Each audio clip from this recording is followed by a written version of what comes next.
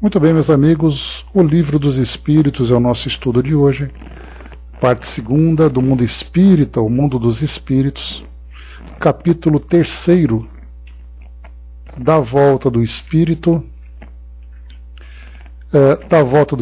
extinta a vida corpórea à vida espiritual, separação da alma e do corpo.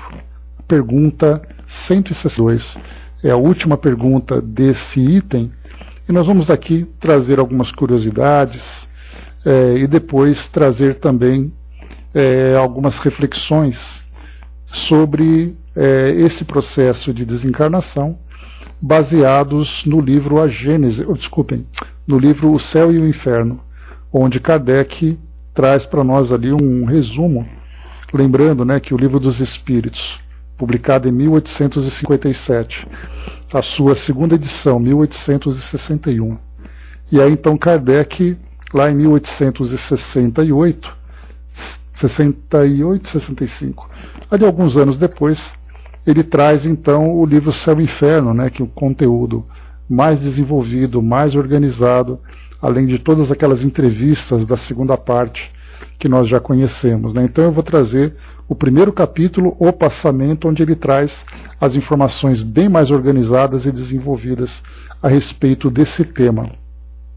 Então vamos lá. Aqui no nosso Livro dos Espíritos, então, nós temos, só um instante, questão 162. Olha só a pergunta que Kardec traz. Ela é bastante curiosa e ela diz respeito ao contexto da época. E nós vamos explorar esse contexto exatamente porque para nós é uma instrução, primeiro baseada naquela realidade que eles viviam, e segundo por algo que é realmente interessante para o nosso aprendizado, porque traz ali uma observação na prática do processo de morte. Nós tivemos aqui um documentário até um tanto mórbido, que eu assisti na época de juventude, quando esses assuntos eram interessantes, embora muitos deles hoje possam também ser interessantes, mas analisados por uma perspectiva mais filosófica, naquela época era uma perspectiva mais mórbida, hoje pode ser mais filosófica.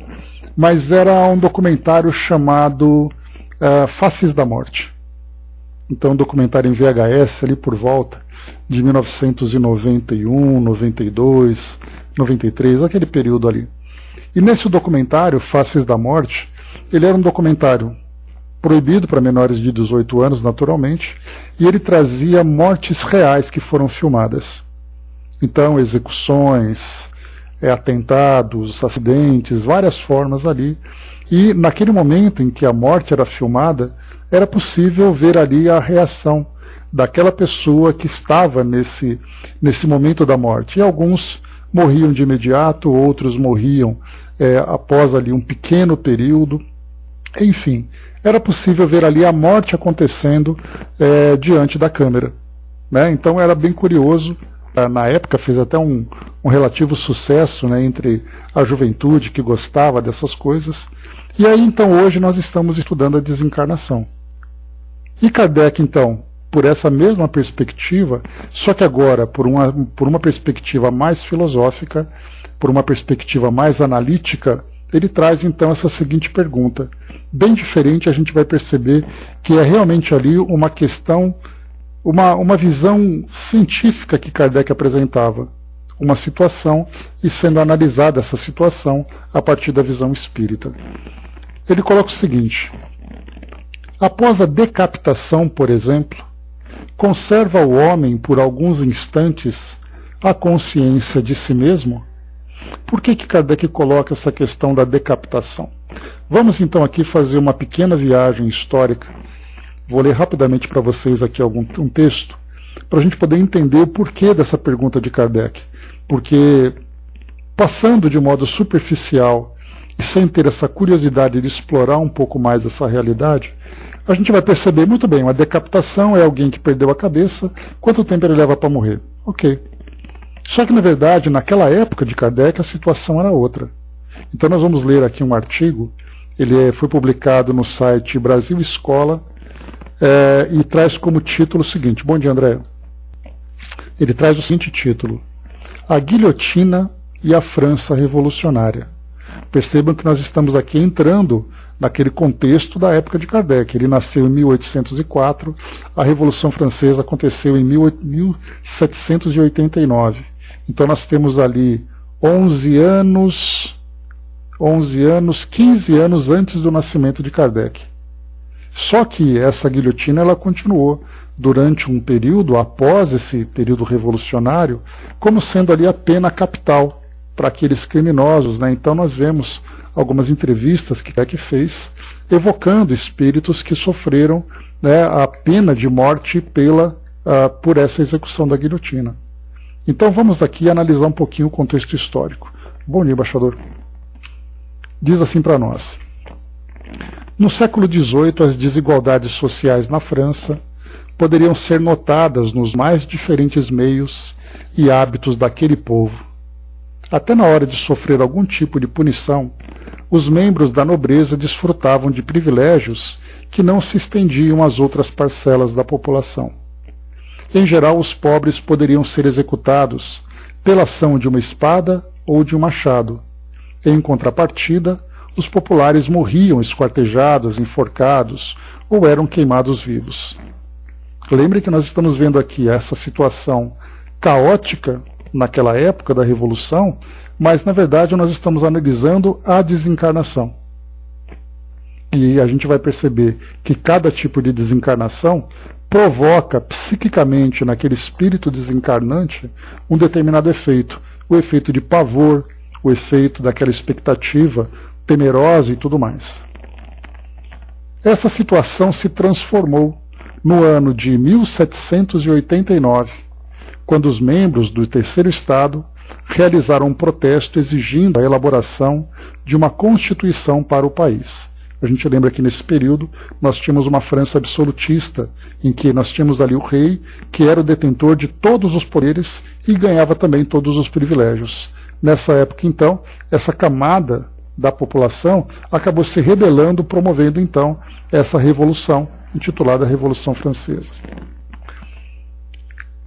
Do ponto de vista político, o estabelecimento de um novo conjunto de leis seria elaborado para que os antigos privilégios nobiliárquicos fossem extintos e que as leis fossem igualmente aplicadas entre todos os cidadãos da França. Foi nesse momento que a guilhotina apareceu em terras francesas. Tendo sua invenção atribuída ao médico e político Joseph Ignace Guillotin, ou Ignace Guillotin, a guilhotina, olha só, guilhotina. A guilhotina não apareceu como método de execução usado para amedrontar os inimigos da Revolução. Na verdade, diversos relatos históricos dizem que versões primitivas da guilhotina existiam ou foram experimentadas há muito tempo. Na verdade, a função de Joseph Guillotin foi aperfeiçoar um instrumento e propor o seu uso para a realização de uma execução rápida e indireta.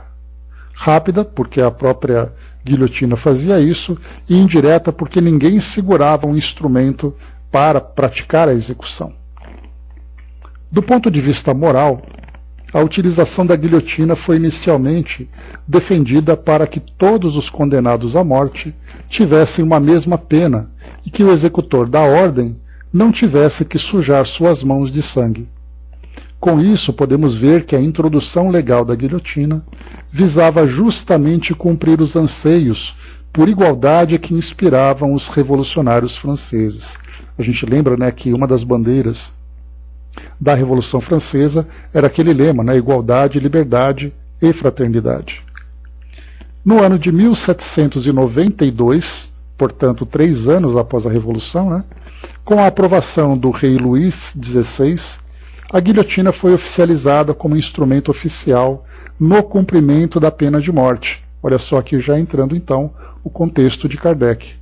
Quando ele fala alguém que foi decapitado, na verdade porque a decapitação fazia parte da realidade daquela sociedade naquele período, porque era considerada então aqui, como a gente viu, por uma aprovação do rei, ela era considerada um instrumento oficial da pena de morte. E se até hoje nós temos pena de morte, né? Na semana passada nós tivemos uma pessoa que foi condenada à pena de morte nos Estados Unidos, sendo condenada ao gás nitrogênio. Então colocaram uma máscara dessas que são usadas em hospital para a oxigenação do paciente, só que em vez de oxigênio ele respirou o nitrogênio, e foi ali uma das execuções assim mais impactantes dos últimos tempos, porque acabou sendo divulgado, né, foi um relato final da execução daquele paciente, e ele então acabou ali, né, esperneando, se debatendo por causa daquela angústia toda que viu. E até a ONU se manifestou, atribuindo, né, essa execução a um retrocesso da humanidade, dos valores da humanidade, né? Então, a gente vê que, sei lá, na França, em 1792, a execução era oficial. Hoje, em 2024, a execução continua ali presente, né? A Regina colocando 22 minutos agonizando, né? Então, vários tipos de situação. Inclusive, foi até feita depois, né, uma pesquisa trazendo quais são os países que hoje ainda têm a pena de morte.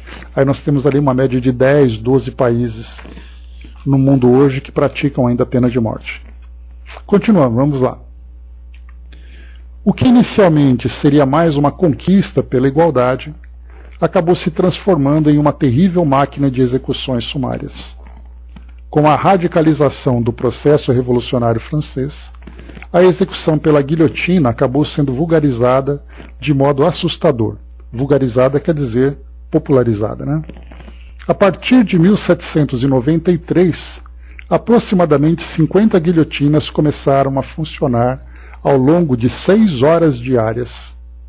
Entre suas mais famosas vítimas estiveram o próprio rei Luís XVI e Georges Danton, um dos líderes populares da Revolução. Em menos de um ano, estima-se que as guilhotinas empregadas na Revolução Francesa tenham matado cerca de 20 mil acusados. Tal banho de sangue, ao mesmo tempo em que mostrava o terror imposto na fase popular da Revolução, atestava a falta de um projeto coeso e suficiente para estabilizar as tensões que tomavam o país. Desse modo, a proposta de natureza humanitária do Dr. Guillotin foi seriamente corrompida de seus objetivos originais. Apesar de todo esse estrondo, a guilhotina ainda perdurou por muito tempo para que deixasse de ser empregada como instrumento de execução. Somente em 9 de outubro de 1981, que o presidente francês François Mitterrand assinou um decreto que extinguia o emprego da pena de morte no país. Desse modo, a guilhotina foi definitivamente aposentada de seus rápidos e terríveis serviços. Então vejam, né? Até 1981 ela continuou sendo aplicada na França, quando foi ali definitivamente aposentada. Muito bem, então, algumas situações curiosas aqui. Kardec, então, ele pergunta: após a decapitação, por exemplo, conserva o homem por alguns instantes a consciência de si mesmo? A resposta dos espíritos: não raro a conserva durante alguns minutos, até que a vida orgânica se tenha extinguido completamente. Mas também quase sempre a apreensão da morte lhe faz perder aquela consciência antes do momento do suplício. Então Kardec fez uma pergunta curiosa, porque era comum naquela época relatos, por exemplo, de jornais que descreviam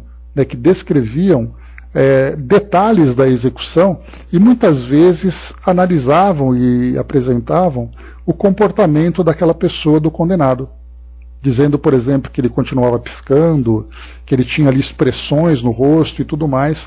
E isso era publicado nos jornais, principalmente naqueles considerados tabloides. Então, por isso, essa pergunta de Kardec, ela é pertinente dentro daquele contexto que eles viviam, porque se via execuções em praça pública. E observando esses detalhes, né, lembrando sempre que essas execuções ela trazia um público muito grande, bem aquilo que a gente vê nos filmes daquela época, né, ali da Idade Moderna, mais ou menos, né? Bom dia, Gilda, bom dia, Windows.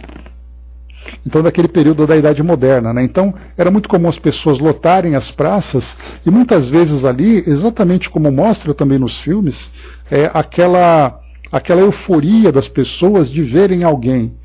Por exemplo, no caso do rei Luís XVI, ele era alguém mal visto pela população. E no momento da sua decapitação e da sua família, as pessoas entravam ali em plena euforia. Então isso tudo era parte daquele contexto. E só para a gente poder ilustrar um pouquinho essa pergunta que Kardec fez, deixa eu só descer um pouquinho aqui. Ele faz o seguinte comentário. Aqui Kardec comentando a resposta dos espíritos, né? Trata-se aqui da consciência que o supliciado pode ter de si mesmo como homem e por intermédio dos órgãos e não como espírito. Se não perdeu essa consciência antes do suplício, pode conservá-la por alguns breves instantes. Ela, porém, cessa necessariamente com a vida orgânica do cérebro, o que não quer dizer que o perispírito esteja inteiramente separado do corpo. Ao contrário, em todos os casos de morte violenta, quando a morte não resulta da extinção gradual das forças vitais, mais tenazes os laços que prendem o corpo ao perispírito e, portanto, mais lento o desprendimento completo. Kardec vai falar sobre morte violenta daqui a pouco aqui no Céu e Inferno, que eu vou ler para vocês sobre ali os detalhes que ele vai observando sobre o processo de desencarnação. Para ilustrar para nós aqui, primeiro eu vou disponibilizar para vocês depois, lá no nosso grupo, um artigo bem interessante, publicado pela BBC News Brasil, em agosto do ano de 2022. O título é O Destino Macabro dos Cadáveres com Batimentos Cardíacos. Então ele vai falar aqui sobre situações em que o corpo continua ainda vivo biologicamente, mas já é decretada, por exemplo, morte cerebral. Aqueles casos em que há sepultamento de pessoas e que depois ali é feita a exumação, encontra ali que a pessoa estava viva e coisa e tal, né? É um artigo um pouco longo, mas é interessante para fazer a ilustração do tema que a gente está estudando aqui. Como eu falei para vocês, né, estudar sobre a morte é algo que parece meio bizarro, né? Também concordo, embaixador. Uma das melhores empresas que fazem documentários, né? Adoro. Então vamos lá, rapidamente aqui. Diz assim para nós. Bom dia, Didman. É o site História do Brasil e do Mundo. Ele traz assim para nós 5 detalhes curiosos aqui para a nossa análise. Então ele diz assim: 5 casos de pessoas que continuaram vivas depois de serem decapitadas. Perder a cabeça de modo literal equivale a morrer. Ponto final.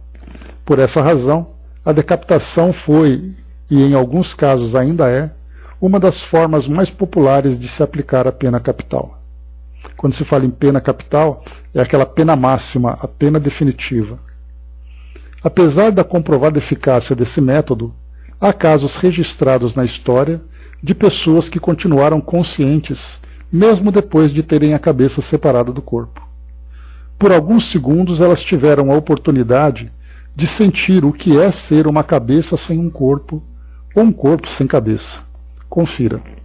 Então, 5 casos aqui são trechos rápidos, só para a gente poder ver aqui os detalhes curiosos disso, né? Tão curioso que, como nós vimos, que até Kardec observou isso também.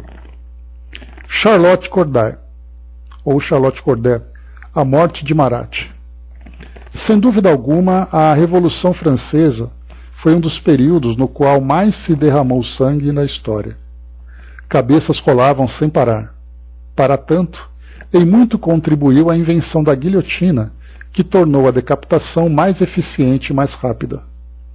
Charlotte Corday, uma jovem nobre igual a outros milhares, também estava destinada a perder a cabeça no mortal instrumento. Ela era simpatizante dos Girondinos, um partido moderado da França revolucionária. No dia 13 de julho de 1793, Charlotte matou Jean-Paul Marat, um jornalista radical e político de oposição que pertencia ao Partido Jacobino. Charlotte foi julgada e considerada culpada. 4 dias depois, ela foi levada para o patíbulo para morrer. Resignada com seu destino, Charlotte estava calma, equilibrada e manteve-se digna até o último segundo de sua vida. Quando a cabeça decepada caiu na cesta, o assistente do carrasco levantou-a e deu-lhe um tapa no rosto, moribundo. Não foi somente a multidão de espectadores que ficou horrorizada por tal ato de desrespeito. Foi relatado que a cabeça de Charlotte corou com o insulto e, como Ellen Maria Williams relatou, exigiu uma última expressão de repúdio a essa ofensa à sua dignidade. Então aqui, o primeiro caso de reação pós-decapitação. Henri Languille. Uma certa manhã, no verão de 1905, foi a última para o assassino condenado Henri Languille. Seus crimes valeram-lhe um encontro fatal com a lâmina da guilhotina. Mas a ocasião também foi importante para o Dr. Gabriel Bourriot. Ele estava prestes a realizar um experimento bizarro que envolvia o infeliz Languille. Bourriot participou da execução e registrou suas observações depois que a cabeça do presidiário foi separada do seu corpo. As pálpebras e os lábios se contraíram de forma irregular por alguns segundos. Em seguida, os movimentos pararam. Mas espere um minuto, a mais. Quando a cabeça de Languille finalmente se acalmou, Bordeaux gritou seu nome e, adivinhe, as pálpebras lentamente levantaram-se.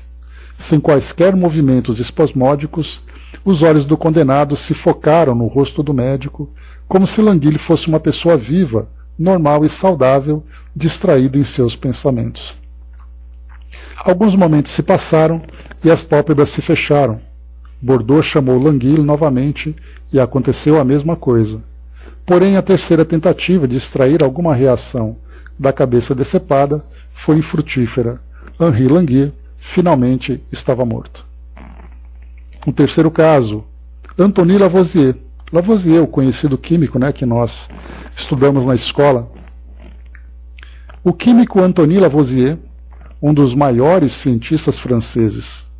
Infelizmente, ele viveu durante os tempos sangrentos da Revolução Francesa e era um nobre rico. Naquela época, ser rico era praticamente ser condenado, já que era um grande movimento popular a Revolução Francesa. Para piorar ainda mais, Lavoisier era investidor de uma empresa privada de cobrança de impostos e confrontou-se com um dos líderes da Revolução, Jean-Paul Marat, ou Marat, aquele que acabou sendo assassinado pela Charlotte. Tudo isso combinado levou o famoso cientista para a guilhotina. Lavoisier foi executado no dia 8 de maio de 1794.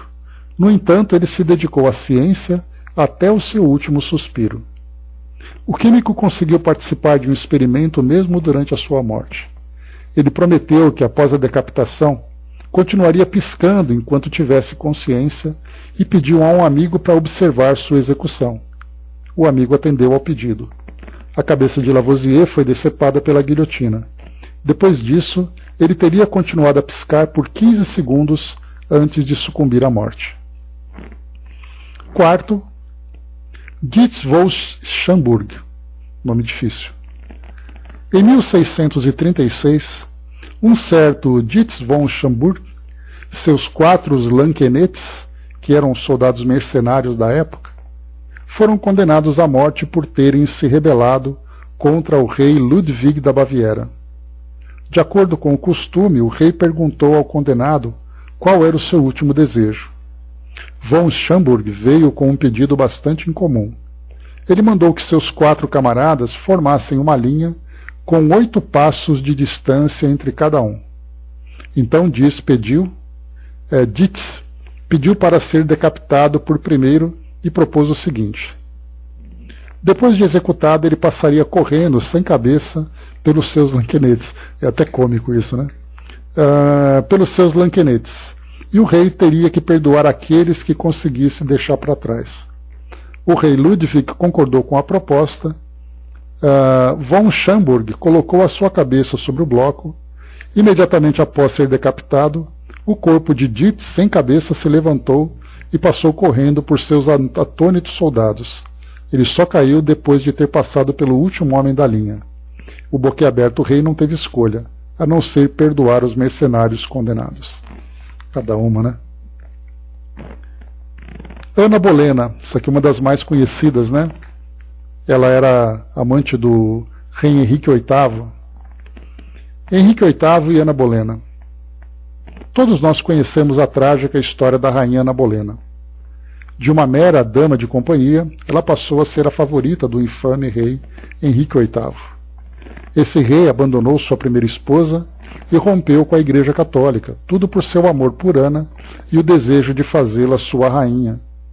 Aqui, para quem não lembra, né, o rei Henrique VIII, durante aquele período da reforma religiosa, enquanto Martinho Lutero, ou Martin Luther King, né, em inglês, Martinho Lutero tinha criado o luteranismo, rompendo com a Igreja Católica, criando aquele segmento de protestantes, de protesto contra a Igreja.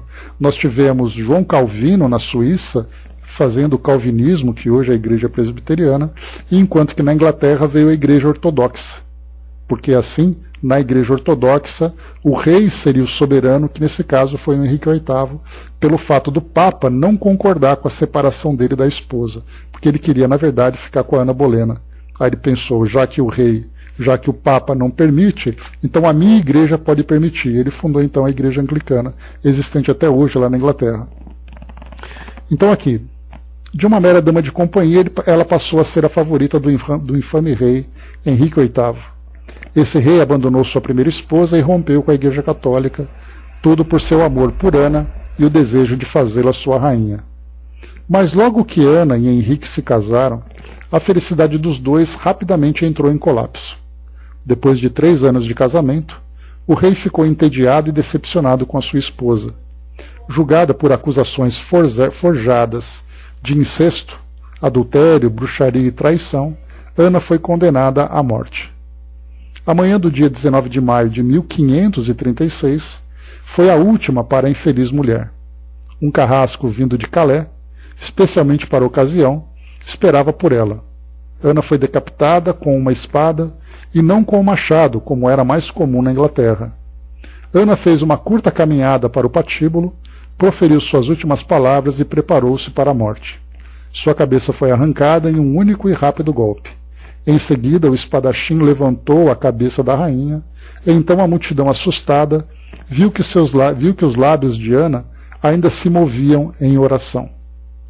Então aqui, 5 casos curiosos, né, que a gente vê que estão relacionados, né, com essa curiosidade que Kardec tinha. Porque ao analisar a desencarnação, da mesma forma que nós tivemos aquele texto que eu li para vocês, daquela experiência que fizeram para saber exatamente o momento em que a alma se separa do corpo. E aí foi colocado aquele peso, né? Eram pacientes com tuberculose, e aí então, como ele já estava assim nos últimos momentos da sua existência terrena, então colocaram ele numa maca onde tinha uma balança, e aí perceberam aqueles famosos, né, 21 gramas. Então aí então ficou aquela especulação se a alma tinha realmente 21 gramas, que era o peso, né, que poderia ter. Então aqui alguns casos curiosos, algumas situações curiosas a respeito da decapitação e também da desencarnação.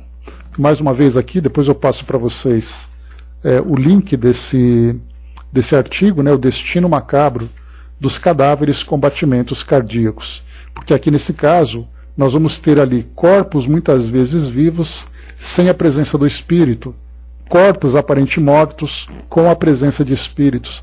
Então aquilo que nós comentamos logo no início desse capítulo, que nós tínhamos ali, como é visto hoje pela ciência, onde você tem a única condição em que você está vivo ou você está morto. E no caso da visão religiosa, você tem o ponto A, que é você estar vivo no mundo físico, e o ponto B, que é você estar vivo no mundo espiritual, sem a preocupação do que acontece entre o ponto A e o ponto B. E aí então, né, ou seja, o que acontece no momento, vai com Deus, braço, o que acontece no momento em que a morte está ocorrendo. E é o que a doutrina espírita faz então, estudando cuidadosamente e detalhadamente também, a partir das observações, como fez Kardec, das instruções dos espíritos e também do próprio depoimento dos espíritos que desencarnaram, estudando ali os detalhes desse processo. Então a doutrina espírita consegue trazer para nós essa visão. E aí nós vimos, né, no nosso estudo anterior, depoimento, por exemplo, de Frederico Figner, o irmão Jacó, lá no livro Voltei, assim como também de André Luiz, que falava sobre o despertar no plano espiritual, embora André Luiz não tenha relatado como foi a sua desencarnação em si. Mas nós temos também no livro Missionários da Luz, depois eu mando o capítulo para vocês, para lermos juntos ali depois o depoimento, né, aliás, da André Luiz relatando como se deu a desencarnação, me esqueci o nome dele agora, mas daquela personagem que era um espírita, mas era um espírita que tinha ali, né, todas as suas dificuldades, né, na sua vida material, na sua relação, e ele acabou dificultando bastante a sua própria desencarnação, sendo necessário fazer com que ele, então, por merecimento, esse é o detalhe, né, embora ele tivesse as suas próprias dificuldades, ele era um espírito que teve merecimento para receber o amparo naquele momento. Então ele acabou, através ali de uma infusão magnética, digamos assim, ele acabou perdendo a consciência, ele acabou adormecendo, o que facilitou depois o desligamento dele do corpo físico, corpo que, conforme nós lemos naquele outro artigo, estava ligado a um corpo que estava entrando em colapso. Né? Então, quer dizer, os órgãos entrando em colapso, as células sendo destruídas, o metabolismo acabando e o espírito preso ainda, sofrendo os efeitos daquele momento. Né? Então a gente depois pega ali o artigo direitinho, o artigo não, né? O texto direitinho, e eu mando para vocês. Eu pego lá no Bíblia do Caminho e pego ali a página certinho para vocês lerem. Muito bem.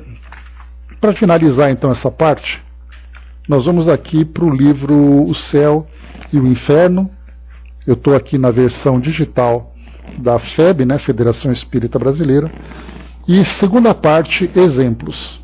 E exemplos, a gente lembra, né, para quem não estudou esse livro, ele é aquela coletânea de entrevistas que Kardec fez, e ele depois separou por categorias, começando por espíritos felizes, aqueles espíritos que tiveram uma desencarnação tranquila, como consequência da própria vida tranquila e edificante que eles tiveram. E no plano espiritual eles traziam então o seu depoimento a respeito, né, dessa experiência. E aqui também, né, e depois espíritos em condições medianas, criminosos arrependidos, suicidas, espíritos endurecidos, expiações terrestres, etc, etc.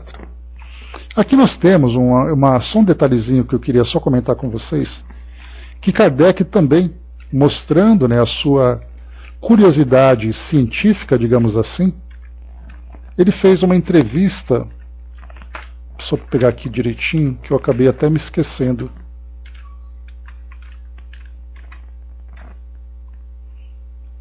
Deixa eu ver aqui. Só um instante, gente, só para eu pesquisar aqui.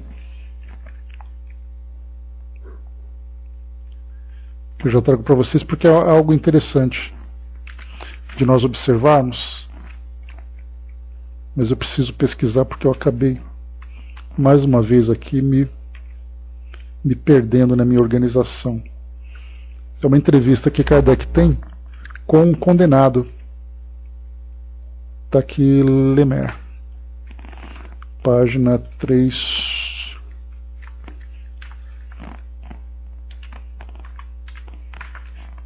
Kardec entrevistou o espírito que havia sido executado. Está aqui, ó. Lamer, ele está aqui na seção de criminosos arrependidos, só para conferir aqui o título, criminosos arrependidos, e Kardec fez a seguinte entrevista com ele. Condenado à pena última pelo júri de Esne, o executado a 31 de dezembro de 1857 foi evocado em 29 de janeiro de 1858, olha só, um mês após a desencarnação dele, um mês após a evocação. Evocação. Aí a gente lembra, né, que essa evocação, ela era aquele momento em que era feita uma prece inicial, o espírito era convidado a participar daquele encontro e tudo mais, pedindo ali naturalmente também a própria proteção dos instrutores, dos orientadores dos trabalhos na sociedade. Então, aqui Kardec coloca apenas evocação. Aqui estou. Vendo-nos, que sensação experimentais? A da vergonha. Retivestes os sentidos até o último momento? Sim. Olha só agora, Kardec entrevistando um executado, né? Por isso ali aquela curiosidade científica e filosófica que ele tinha para estudar os detalhes da desencarnação. Após a execução, tiveste imediata noção da nova existência? Eu estava imerso em grande perturbação, da qual, aliás, ainda não me libertei. Senti uma dor imensa, figurando-se-me ser o coração quem o sofria. Vi rolar não sei o que aos pés do cadafalso, vi o sangue que corria, e mais pungente se tornou a minha dor. Era uma dor puramente física, análoga que provinha de um grande ferimento, pela amputação de um membro, por exemplo? Não. Figurai-vos antes um remorso, uma grande dor moral. Essa resposta, ela vai ao encontro dessa questão que Kardec coloca logo no início aqui. Deixa eu voltar um pouquinho.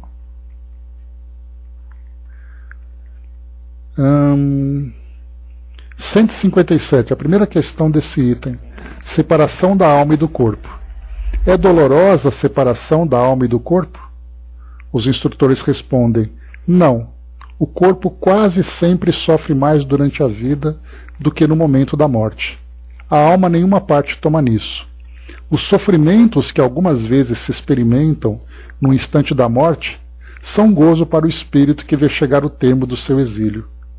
Então aqui nesse caso é aquele espírito, né, que vê a liberdade dele como uma ação final da sua existência terrena. Mas para o espírito que comete uma infração ou infrações durante a vida, esse retorno ao plano espiritual proporciona a ele então uma dor moral. Seguindo aqui com Lemaire. Mas a dor física do suplício, quem a experimentava, o corpo ou o espírito?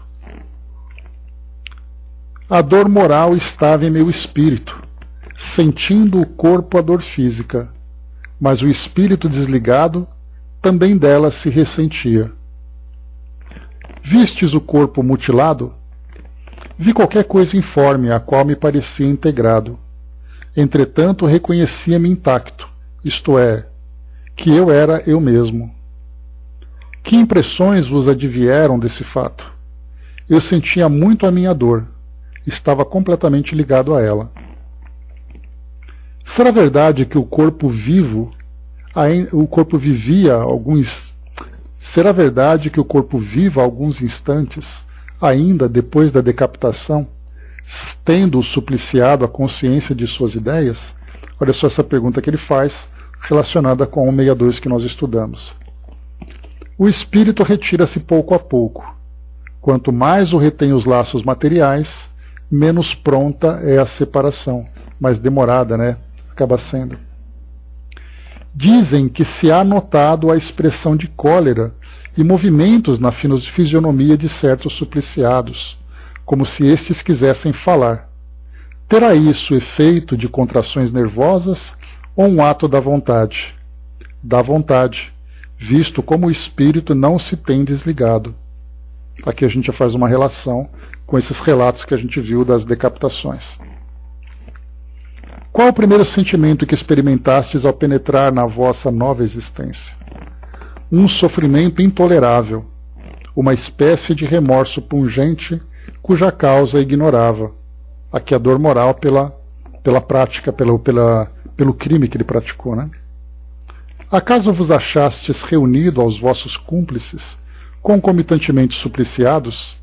Infelizmente sim, por desgraça nossa. Pois essa visão recíproca é um suplício contínuo, exprobando-se uns aos outros os seus crimes.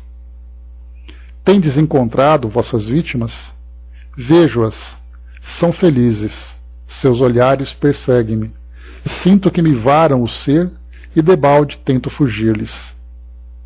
Que impressão vos causam esses olhares? Vergonha e remorso. Ocasionei-os voluntariamente e ainda os abomino. E qual a impressão que lhes causais vós? Piedade é sentimento que lhes apreendo a meu respeito. Terão por sua vez o ódio e o desejo de vingança?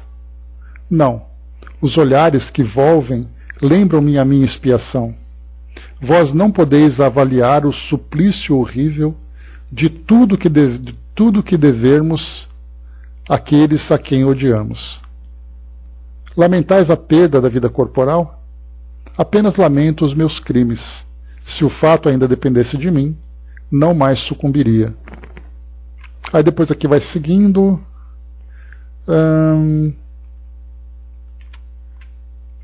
Aqui agora ele vai desenvolvendo a conversa dentro desse campo mais moral, né?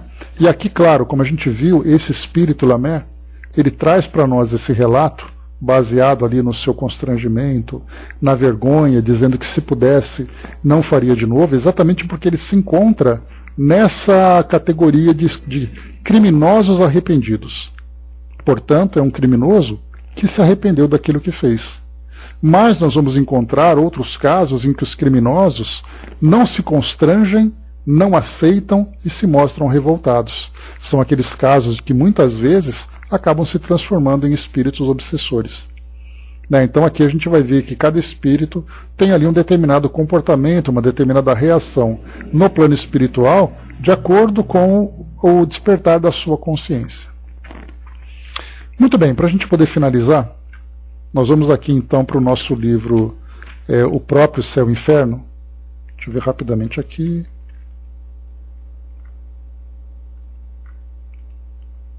Aqui no início, o primeiro capítulo, eu vou fazer uma leitura rápida, né, somente para poder fazer a ilustração daquilo que nós já estudamos até agora a respeito da desencarnação. Então aqui nós temos, segunda parte, exemplos, capítulo 1, o passamento. Então a expressão passamento é a mesma expressão sobre a morte, sobre a desencarnação. Kardec diz o seguinte para nós então: a certeza da vida futura não exclui as apreensões quanto à passagem desta para outra vida. Há muita gente que teme não a morte em si, mas o momento da transição. Sofremos ou não nessa passagem. Por isso se inquietam, e com razão, visto que ninguém foge à lei fatal dessa transição. Podemos dispensar-nos de uma viagem neste mundo, menos essa. Ricos e pobres devem todos fazê-la, e por dolorosa que seja a franquia, nem posição, nem fortuna devem suavizá-la. Vendo-se a calma de alguns moribundos são aqueles que estão no final da vida orgânica, né?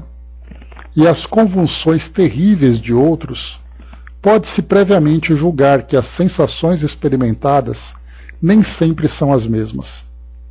Quem poderá, no entanto, esclarecer-nos a tal respeito? Quem nos descreverá o fenômeno fisiológico da separação entre a alma e o corpo? Quem nos contará as impressões desse instante supremo, quando a ciência e a religião se calam? E calam-se porque lhes falta o conhecimento das leis que regem as relações do espírito e da matéria, parando uma nos umbrais da vida espiritual e a outra nos da vida material. Lembrando que umbrais, né? O umbral nada mais é do que esse batente da porta que fica entre dois ambientes. Então a palavra umbral não é uma palavra relacionada com o mundo espiritual, é uma expressão daquele período de transição entre duas realidades. Então, umbral para nós, todos os dias nós passamos nos umbrais da casa, no momento em que você adentra o seu quarto, você entra e sai de casa, você passa pelos umbrais, né? E aqui no caso, o umbral espiritual é aquele momento de intervalo, aquele momento de transição entre a vida física e o despertar da consciência espiritual. Enquanto você não alcança esse despertar, você fica preso naquele umbral, que embora o umbral da porta seja ali apenas delimitado em alguns centímetros, o umbral da vida espiritual é aquele momento em que o espírito fica preso em si mesmo pelo fato de não ter ainda se adaptado a essa nova realidade. Então por isso coloca para nós, né, que para uns para nos umbrais da vida espiritual, naquele momento de transição, e para a ciência acaba no material, porque acaba a vida orgânica, o ser simplesmente desaparece. O Espiritismo é o traço de união entre as duas, e só ele dizer-nos como se opera a transição, quer pelas noções mais positivas da natureza da alma, quer pela descrição dos que deixaram este mundo. O conhecimento do laço fluídico que une a alma ao corpo é a chave desse e de muitos outros fenômenos. Então Kardec fala para nós aqui a importância do conhecimento do perispírito. Nós tínhamos conversado numa outra oportunidade sobre as especializações que acontecem no plano espiritual. Então nós temos, por exemplo, aqueles que são especialistas em atendimento a desencarnados, temos aqueles especialistas em comunicação, especialistas nessa ou naquela situação de encarnação, desencarnação, e temos aqueles que são especialistas em perispírito, aqueles que estudam de uma forma profunda a natureza, os efeitos do perispírito.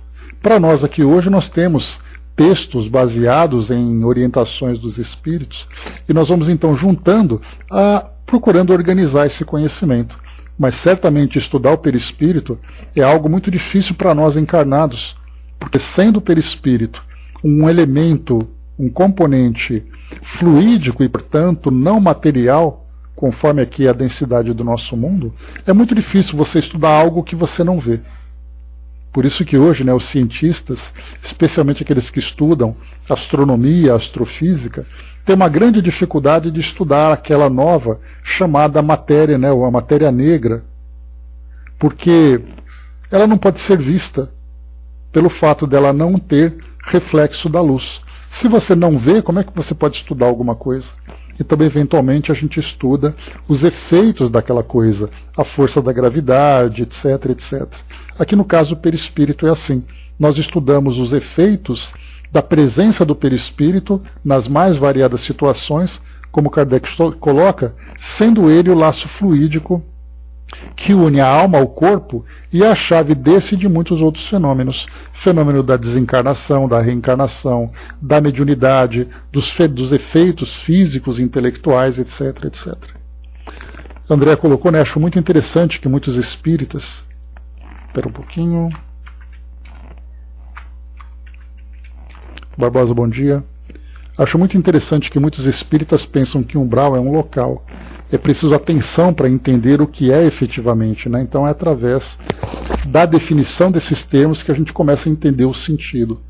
Porque, na verdade, o espírito acaba sim se estabelecendo em locais, especialmente em locais físicos. Ele pode estar aqui, estão aqui conosco, por exemplo, estudando, eles podem estar transitando na vida e de certa forma, interagindo sutilmente com a vida dos encarnados, mas no plano espiritual nós falamos em dimensões e estado de consciência.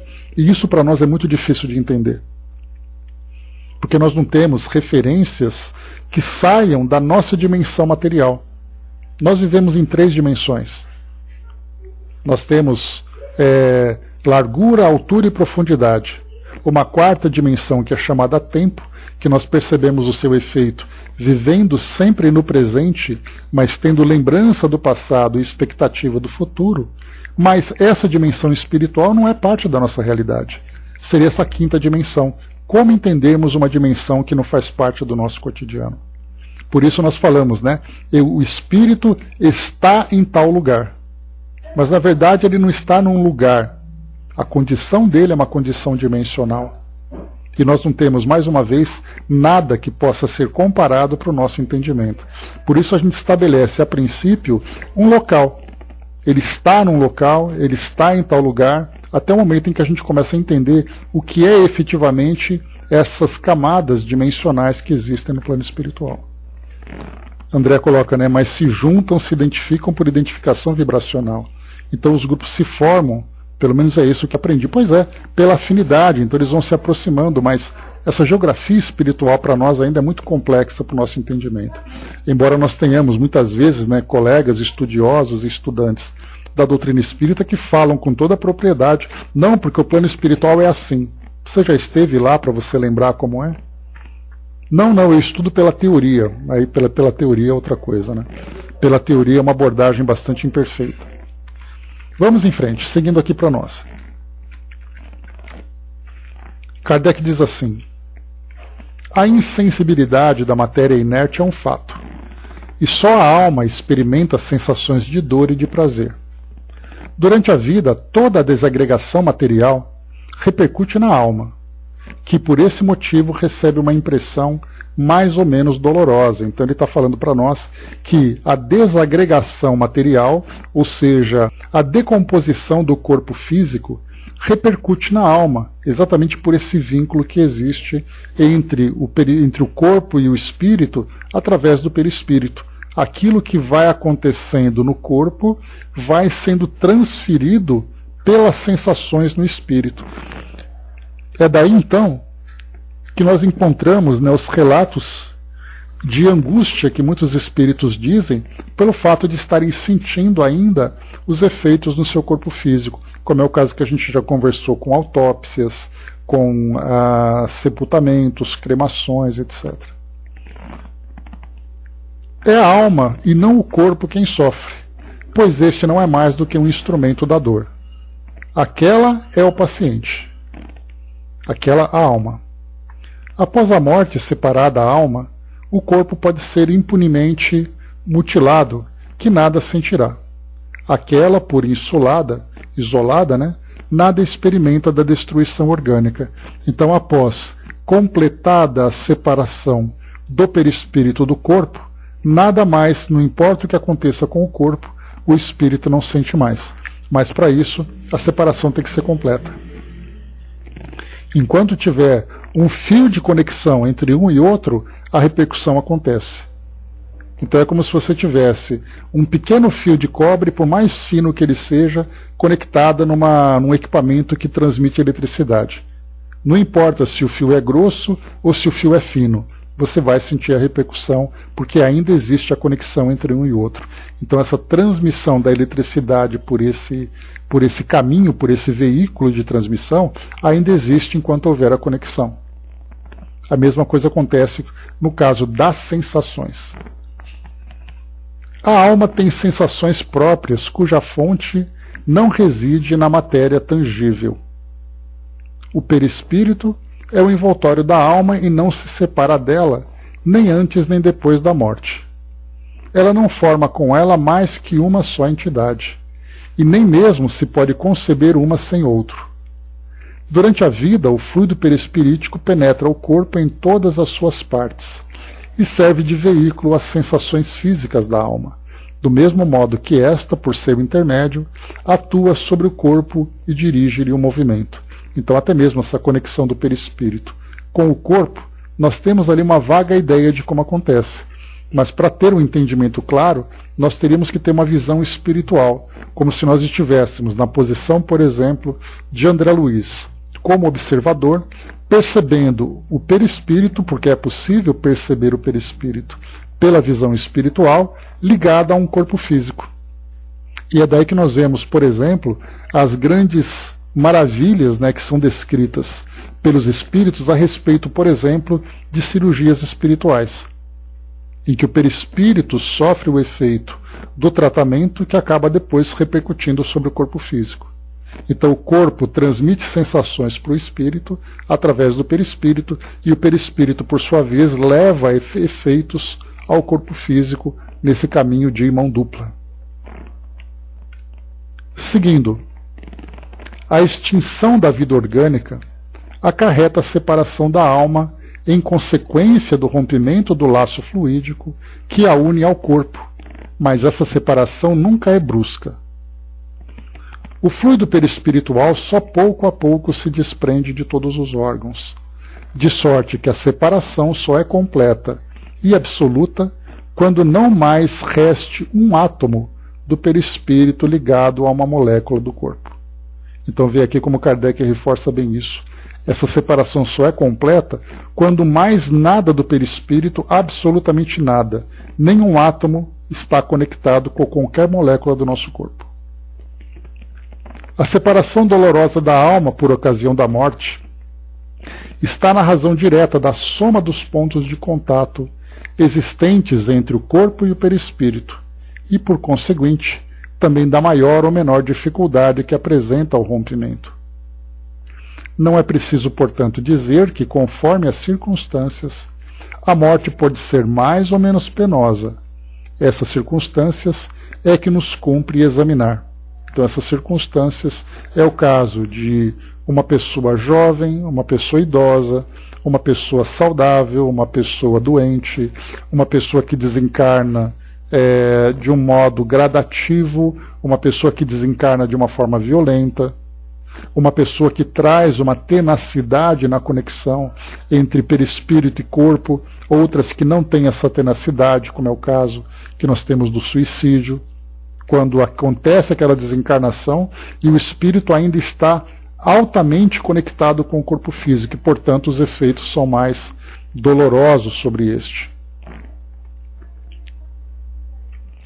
Antes do item número 5, a Angelina trouxe para nós aqui, né?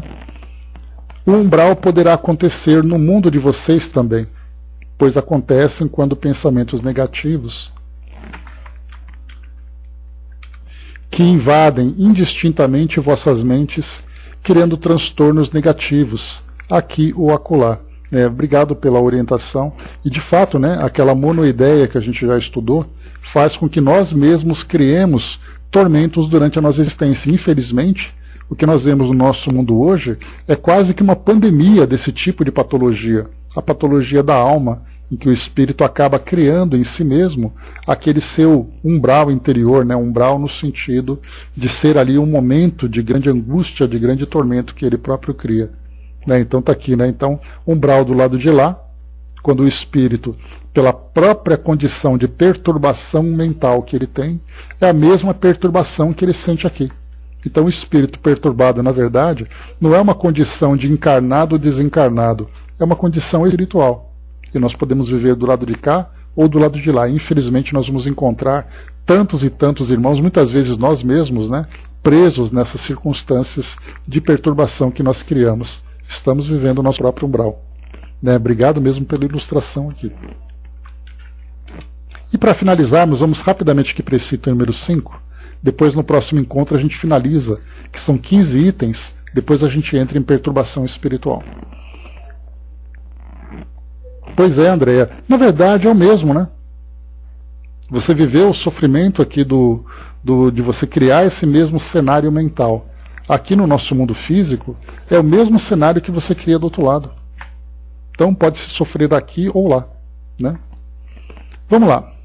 Número 5.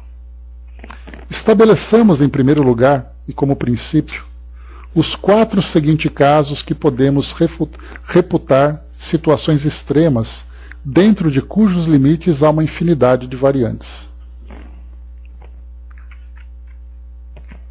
Primeiro, se no momento em que se extingue a vida orgânica, o desprendimento do perispírito fosse completo, a alma nada sentiria absolutamente. Então, houve o desligamento do perispírito ao corpo físico, nada mais acontece.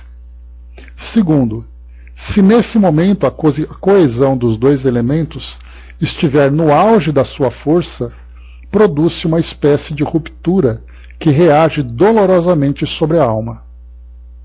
Então ali o outro não tem conexão nenhuma, essa é uma conexão total. O espírito está no vigor da sua vida física, vida orgânica.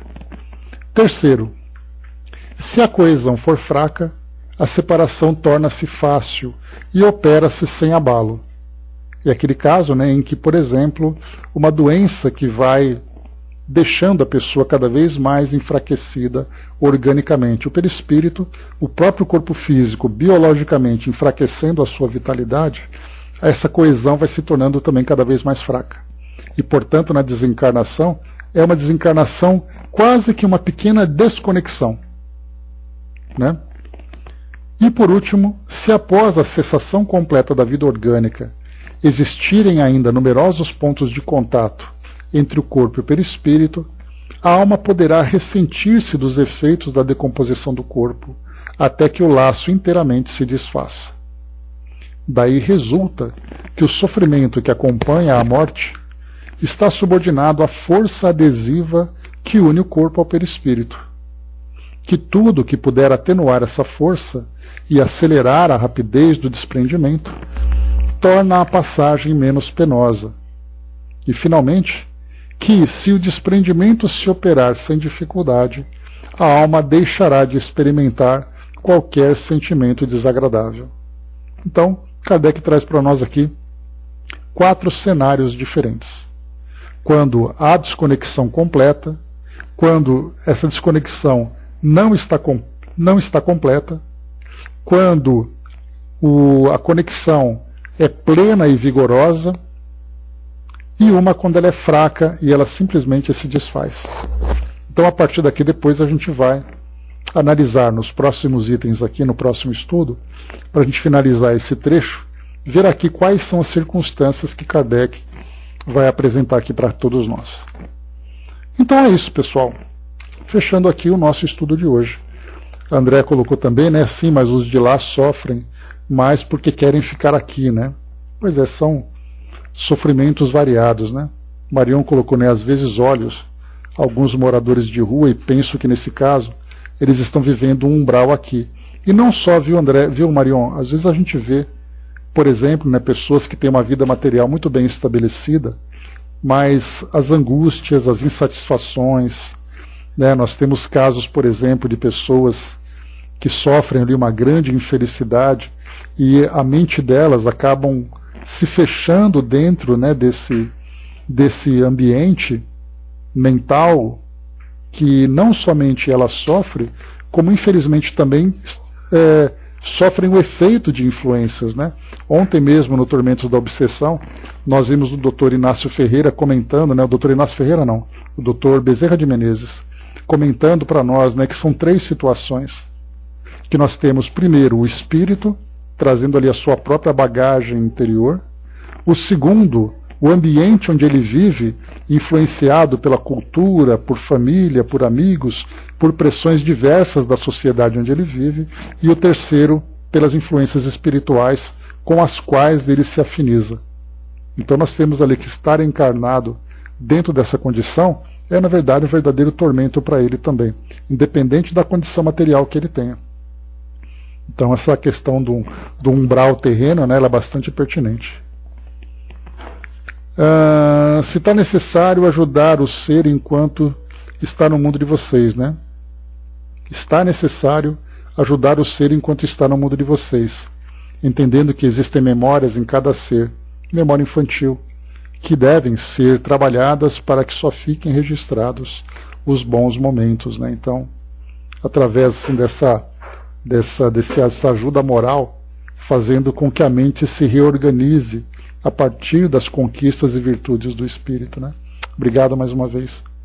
Marion colocou: nesses momentos agradeço mais ainda a oportunidade que tenho nessa vivência, né? E trabalhemos muito para valorizar isso, né, Marion? Mas é isso, meus amigos. Encerrando por aqui o nosso estudo de hoje, concluindo aqui então a leitura do Livro dos Espíritos, mas só completaremos no nosso próximo encontro esses 10 itens finais para finalizarmos as orientações de Kardec a respeito do passamento, para deixar o nosso estudo mais completo a respeito desse tema.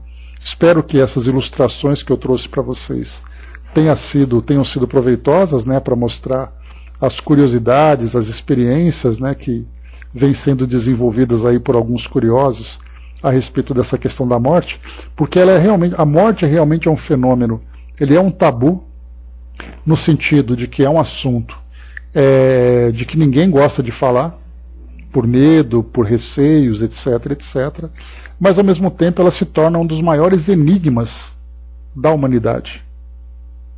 Né? A gente tem ali os grandes enigmas, né? Quem criou o universo, quem criou a vida, o que acontece depois da morte. São temas variados aí que a ciência não consegue abordar.